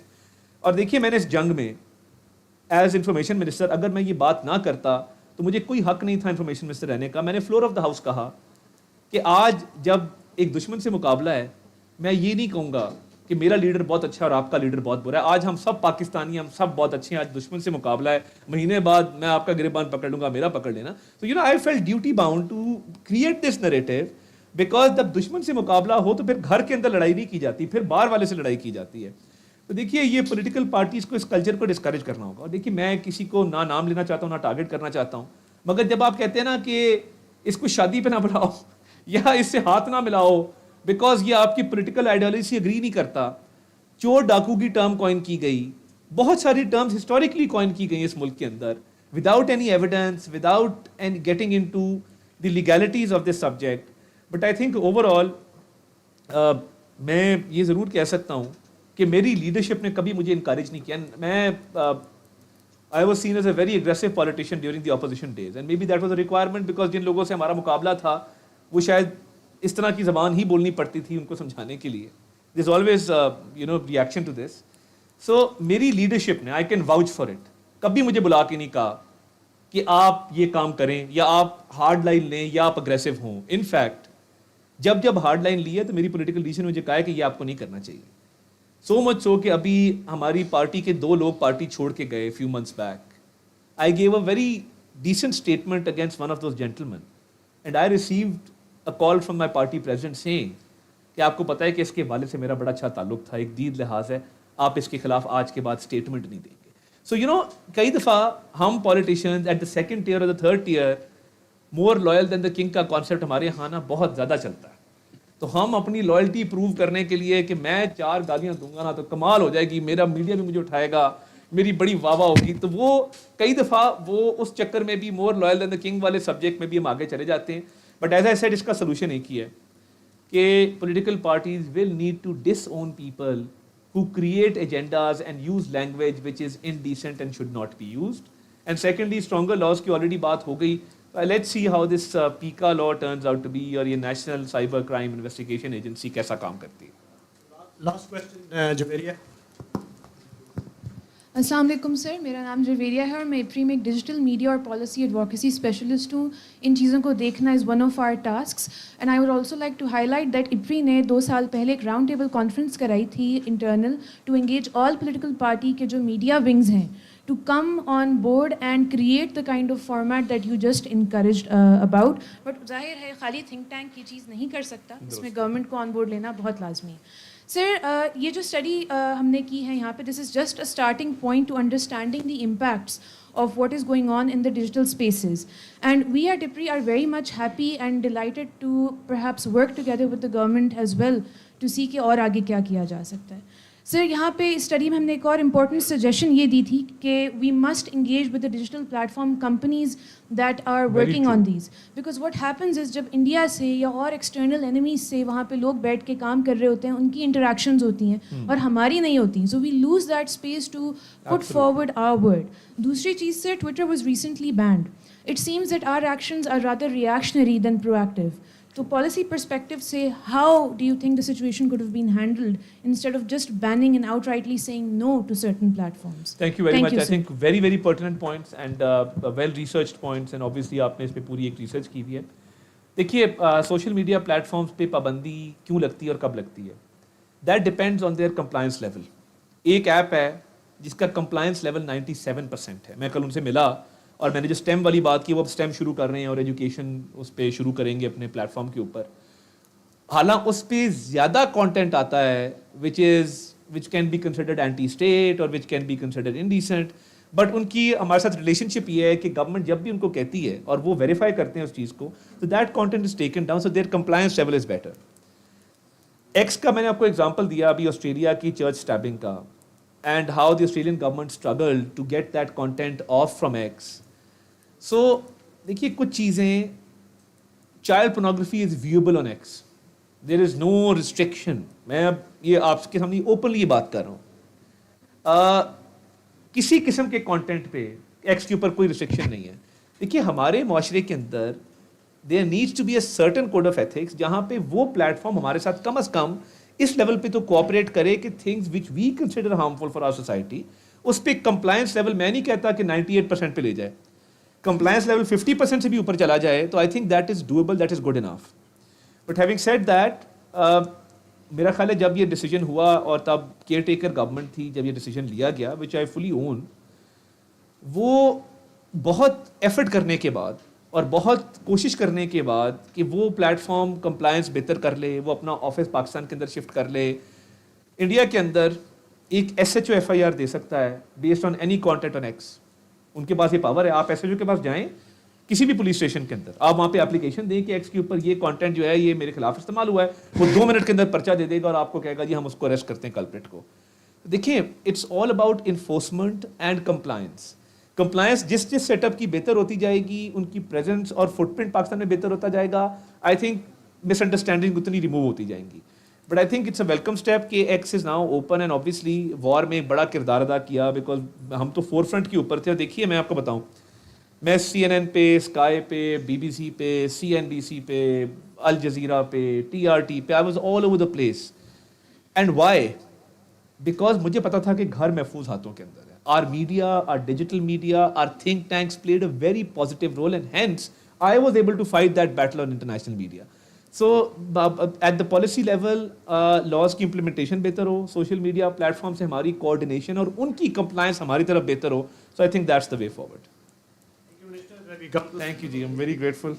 بہت شکریہ. So and now I'll call President IPRI, Lieutenant General Majid Hassan, to formally start the process of launching.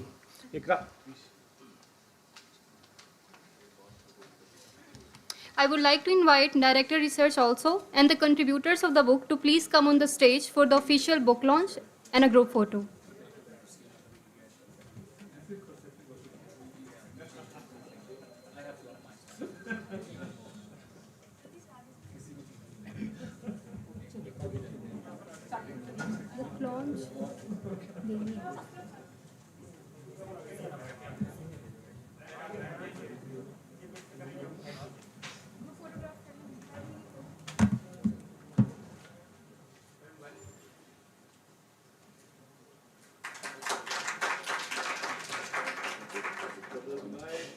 compliments to Ikra Sadiq, Fazan Riaz, Sayyid Hassan Ahmad and Noreen Akhtar.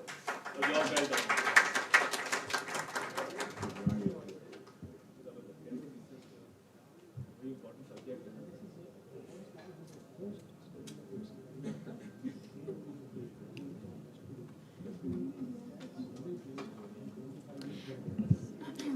I would now like to invite President IPRI to please present memento to our chief guest and worthy speakers.